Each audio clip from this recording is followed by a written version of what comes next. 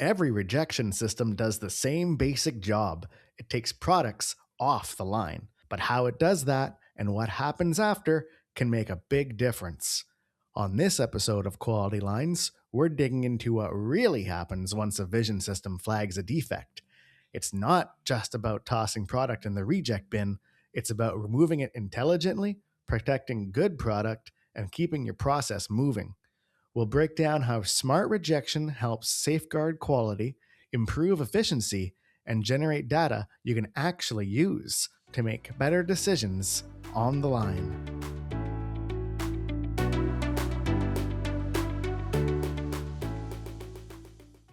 Hello, and welcome to Quality Lines.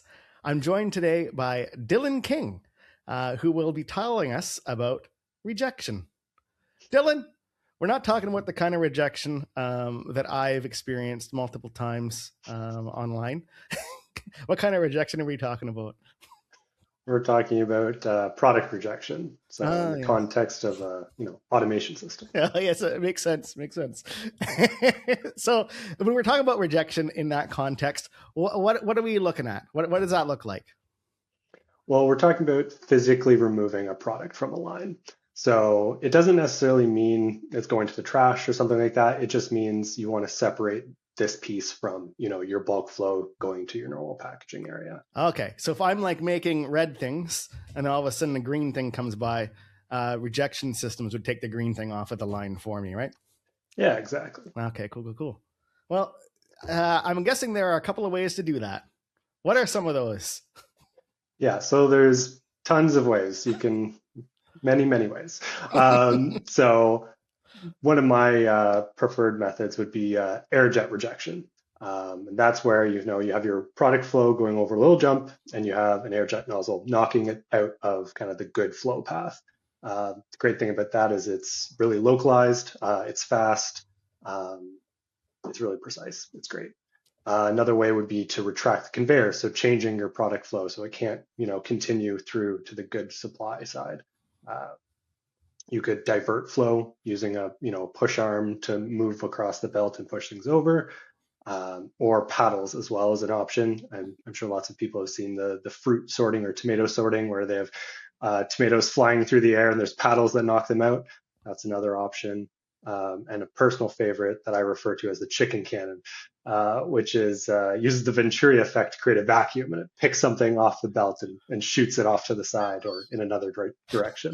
It's basically a vacuum cleaner for your belt. Oh, cool. Nice. Yeah.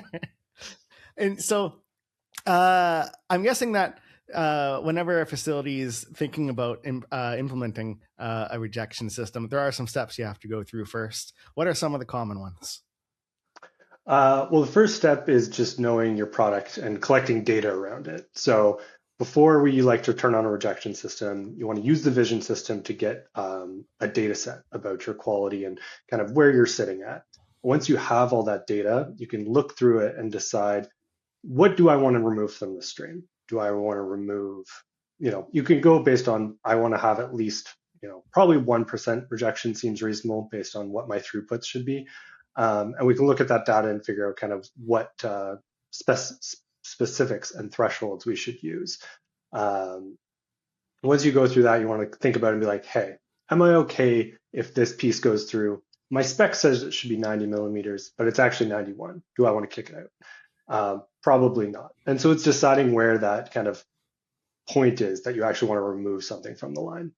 And once you've kind of gone through that thought idea or thought process, that's when we turn rejection on and decide, and then you actually see it. And that's often where people go, okay, I'm glad we went through those steps, because if we had started with what my idea was perfect quality, we would have rejected, 5-10% of the product stream, and no one wants to do that. No. So you want to start big and catch the really big problems. Nice, cool. And I'm guessing that so there's lots of flavors of rejection systems. You went through a couple of them, and I'm guessing that there's so many flavors because there isn't really a one size fits all solution, right? I'm guessing that the kind of rejection that you use depends on some of the variables on the line. Is that fair to assume? Sure. Yeah, it's application dependent. Okay, so what are some of those variables? So some of the big ones are just like size and weight. So how big is it? Could you hit it out of the air, or is it a giant like primal cut of beef? If you hit it with a blast of air, it's not moving. Yeah, So that's something where you're going to look for diverting or retracting conveyor because then you're using gravity to get rid of it. You're not having to move it, or punching it across is also an option. sure. The integrity of the product. So are you going to damage the product? So like I was talking about at the beginning with air jets, if it's going over a little jump and needs to land and move on to the next phase, is that going to damage your good product? And so kind of what's the integrity of it? Another thing is position. So is it a single file of product? That gives you lots of options. But if you have a meter wide belt with 18 pieces across it, you'll need to want to go with a more localized rejection method for a lot of kind of second quality removal. Okay. Yeah. Well, it gives me an idea. So we're gonna do a game, and like, Ooh. and actually, you know what? I'm going to add a pause here so the marketing team can add a really cool sound intro, which I'm sure will be awesome. Here we go. Welcome to Reject Royale.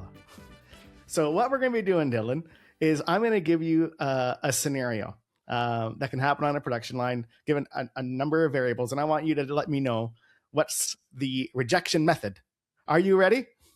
I am ready. All right. What do I win? That's my first question. What do I win? A day off. I'll go for it. All right. Good deal. But what if I win? I'll buy you a sandwich. Okay, I'm into it. So, all right. Scenario 1. Freshly formed, uncoated poultry patty, not single file. All right. So because it's freshly formed, we're assuming it's going to be soft. It's uncoated. So that's also good to know. So most likely you need to kind of control that product. You don't want it going over a jump or anything like that because it's going to mush on impact, or it's going to stick to something. It kind of needs that flow of the conveyor to keep it going. So most likely you're going to be looking at something like tip down or retracting conveyor. So basically you're supporting it until the point of rejection, and then it goes down, and then the good ones keep going over that gap. Okay, cool. Now, same scenario, but it's not freshly formed, it's frozen. Ooh, if it's frozen, you have a lot more options. Usually because the product has good integrity. It's not going to change shape generally. So that's where air jets going over a jump would be kind of the best solution. It gives you great precision, super high throughput. Yeah. Okay. Well, what if I'm allergic to air, Dylan? Well, if you're allergic to air, I think you've got a bigger problem. But another option would be paddles. So either having it come down kind of a slide that's made up of paddles and they can drop down and it would not make it across, or you can also do the in-flight where it's going over a jump, paddle comes in and diverts it backwards and out of the good rejection stream, or out of the good stream into the reject stream. Okay. Now, what if the issue that was found was foreign material detection? Ooh, okay, so that's a fun one. Foreign material, usually you want to separate that from your other rejection streams. So say you'll basically have two streams where you want to have, say, second quality or a rework, depending on the product. And you obviously don't want your foreign material to go into that stream because then you're contaminating it. And so that's where you can have a single rejection location and a sorting ability. So something, a flap or something that's going to move and open up to either your foreign material stream or your secondary quality stream. Or the other thing is you can do two locations. So you can have a first location that's foreign material, and then a foot or two down the line, you'll have your secondary quality. So you want to try and keep them as separated as possible. The next scenario is a frozen poultry patty with a hard and delicate coating, slight imperfection, so it'd be good for the second quality market. All right. So in that case, you're going to want to treat it nicely. You don't want it to have a big drop or get hit with an air jet. So you would want to do something like a tip down where it's going, your normal product flow is this, tipping it down to a secondary conveyor, whether that's below your first conveyor or off to the side. You basically want to gently move it to a different path. You don't want it dropping down into that secondary path because then you're going to do more damage. Okay, so we did chicken.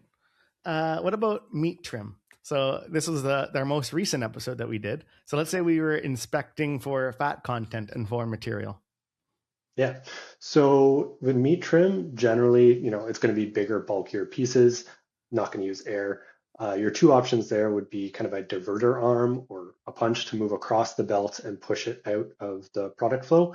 The one issue with that is that possibly your foreign material could be stuck to the belt and not get scraped off, not get moved out of the way. And so a more foolsafe or foolproof, I should say, is a retracting conveyor with a scraper on it. Of course, if it's stuck to the belt, you want it to get scraped off. But by retracting it, there's no way it can make its way to the next conveyor. All right. So fourth scenario, and we kind of touched on this a little bit, that we're talking about rejection, but in reality, what we're doing is we're taking product and moving it elsewhere. So we can also use it. I think you touched on this a little bit for sorting purposes. So let's say we've got a bunch of different cuts of steak coming down the line. We want to sort these by cut. How would you do that? Well, if there's a couple of ways you could do it. Probably the best way would be kind of like a pick and place robot. If you were going from product flow into packaging, because then you could actually grab it from the line, put it into packaging, and you could have anything that wasn't meeting whatever your grading was for that product goes to another process. You could also, if it was single file and you had humans packaging, you could do something like a diverter or a punch arm or air jets if it's light enough to get it off the line, and then a human could pack it. But if you wanted to pack into your final packaging, pick and place robot would be a great solution. Okay. There's lots of options available. So if you were a facility looking to implement one of these rejection methods, how would you know which one to pick? Well, you'd call KPM and we would walk through kind of what do you want? What's the purpose of the rejection system? What problem are you trying to solve? And then we would look at the product and how best to manage it because it's really dependent on the product itself. I can't tell you one rejection style and it's going to work for every possible solution. It's really dependent on the application, the project, also the budget. Certain things are more expensive than others, and if we've got a lower budget, we might move more towards another option. Okay, very cool. Thank you. So we got product coming down the line. We've started rejecting it. Our systems record the rejection, so we've got a piece of data there. Now what? Well, now that we have that data, it's a great time to use it to improve the process. So there's lots of information you can get from kind of that rejection data, such as, hey, I can think of one example where we were looking at a fried breaded product.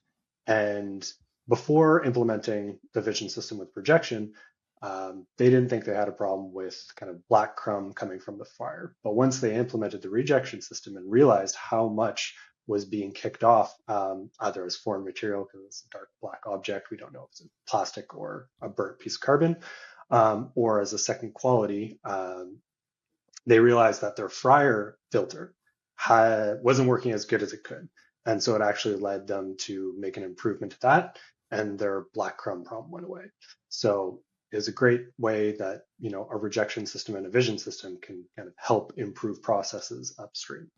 Oh, very cool. So let's say you work in one of these facilities and you're thinking about implementing a rejection system. What are some of the other things you have to think about? The biggest one is that you have to think of it in it's a machine vision system. You've given it rules, it follows the rules. It follows the rules all the time. It never deviates. It's not a human that, oh, today there's a really high, we're having a bad run. I'm only going to pick out, my usual 1% because that's what I do.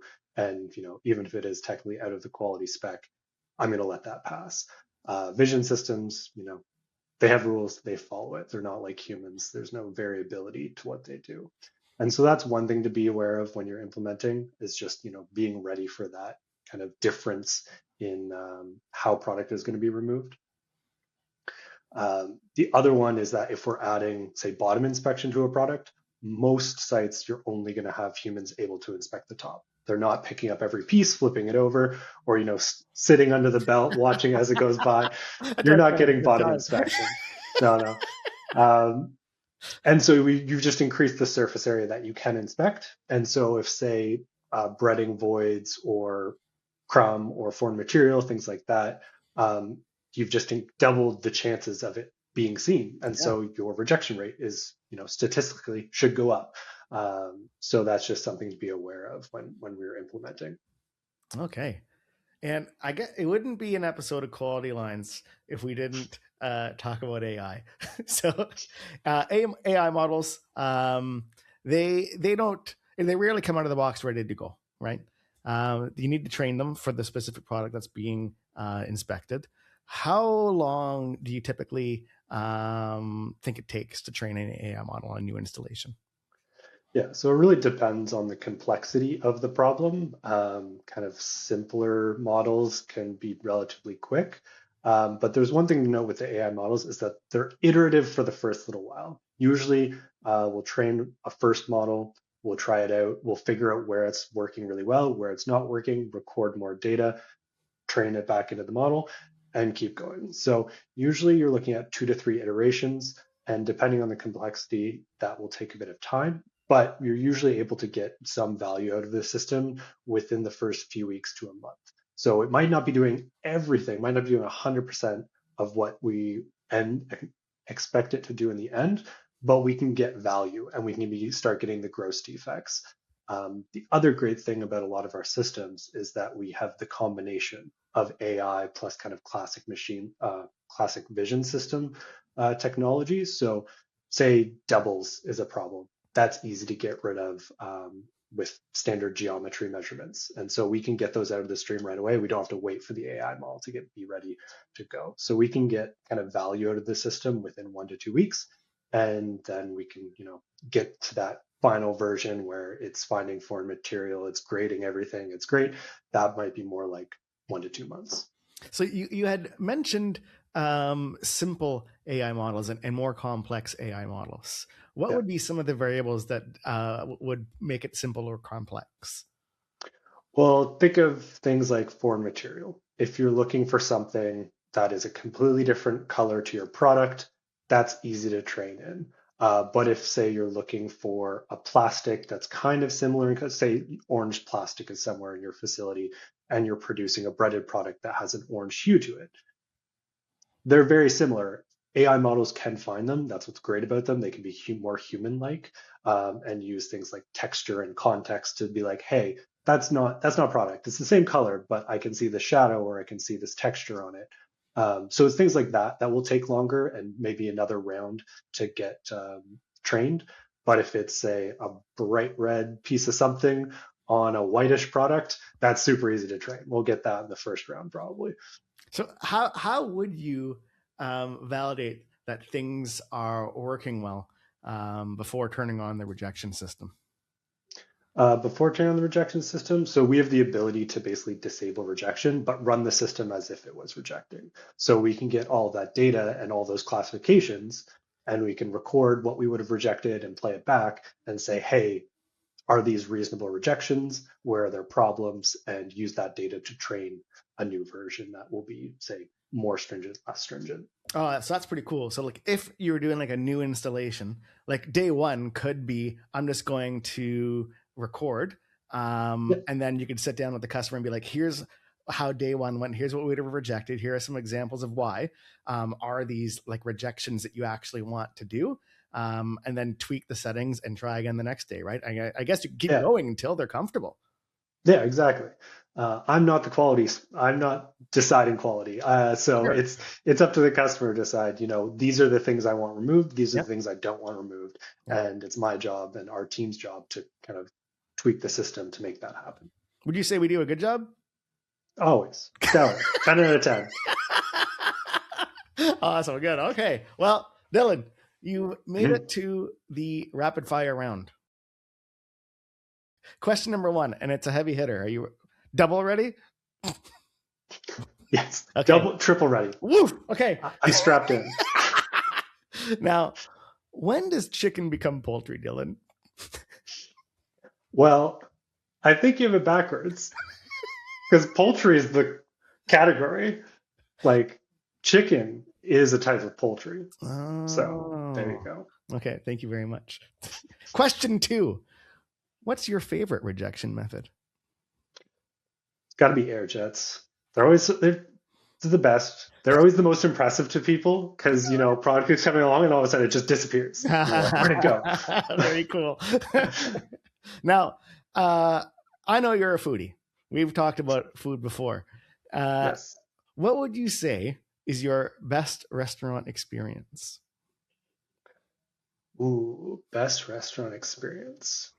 Am I allowed 2? Am I allowed local and 1 international? Yeah, that sounds like fun. Okay, there you go. So international would be Potong in Bangkok. It's very, very cool place. It's the chef. It's her old family's pharmacy from like the 20th century in Chinatown in Bangkok. And so it's this really skinny, like 5-story building that they reno to like turn into a restaurant. And you come in, you start your evening and you have like a drink of something. They do a bunch of fermentations like kombucha. And then you go up to the rooftop and you have a little like your first course. And then you move down to the dining room. And it's just fantastic. Great food, great wine. Is where I learned that corn is apparently very popular in Thailand. I think I had a corn ice cream, which was delicious. Ah, cool. Yeah, and then local, I would say La Petite Primrose is super great, great food, great wine, and then Soif, which I know you've heard me talk about a lot, but it's our local wine bar, and it's always an amazing time. Nice. I love the idea of that Thailand restaurant. I think that moving around, that's a super unique experience. That's really cool. Yeah. I just wish the last stop was like a bed. I usually like a nap. You know what I mean? I think that's what they're missing. Yeah. No, they just need a hotel next door. They'll drop you off. Yes. All right. So you've been in plants all over the world, hundreds of them. Is there anything that still surprises you? I think the thing that surprises me most is how many humans are still there. How much manual inspection is still going on for relatively simple problems. We always think of humans as like, the default for inspection because humans are great. We can pick things up, we can look at them, we have context. But humans get bored. Humans look away. Humans get sick and don't show up. So I'm always shocked by how much inspection is still based around humans, just because we're really not that good at it. Yeah. We're great for a few minutes, but after that, our efficiency and ability to work well and do a good job really declines. Okay. Now, what about wine? Red or white? It's got to be white. Even more specifically, sparkling wine. Always offer me something bubbly. I'll always pick that, but definitely white has been my wine du jour. Okay, very nice. And then, can you give me an example of something impressive you can do? Impressive. I can make a croquembouche. For anyone who doesn't know what that is. It's a profiterole tower, basically glued together with caramel. So I've done it for a couple of New Year's now. It was a pandemic project. But yeah, I think that's the most impressive thing I can cook. Well, very cool. Well, Dylan, you survived the rapid fire round. You survived Rejection Royale. You survived my jokes. I think you've done a terrific job. Thank you very much for joining us. Oh, thanks for having me, Winston. You're welcome. So once again, I'm Winston Anderson, and whether you're inspecting, testing, or just digesting, thank you for joining us on Quality Lines. Farewell.